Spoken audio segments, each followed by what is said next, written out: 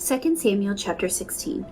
When David was a little past the top of the mountain, there was Ziba the servant of Mephibosheth, who met him with a couple of saddled donkeys, and on them 200 loaves of bread, 100 clusters of raisins, 100 summer fruits, and a skin of wine.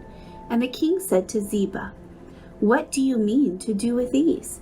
So Ziba said, "The donkeys are for the king's household to ride on, the bread and summer fruits for the young men to eat, and the wine for those who are faint in the wilderness to drink."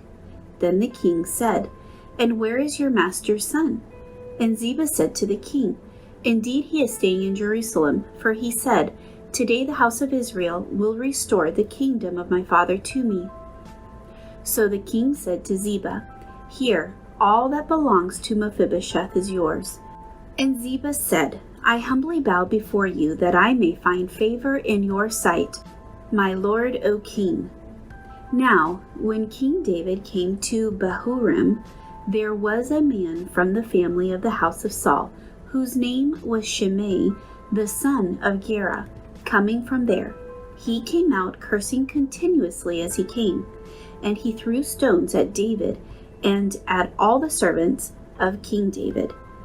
And all the people and all the mighty men were on his right hand and on his left. Also Shimei said thus when he cursed, come out, you bloodthirsty man, you rogue.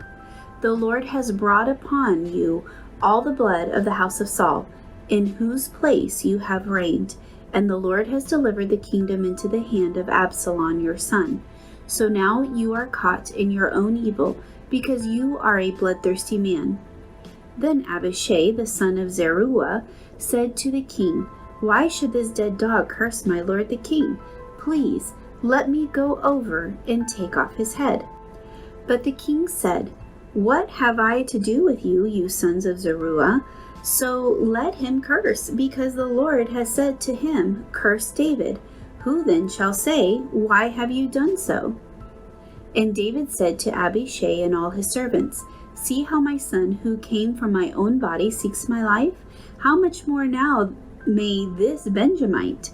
Let him alone, and let him curse, for so the Lord has ordered him. It may be that the Lord will look on my affliction, and that the Lord will repay me with good for his cursing this day."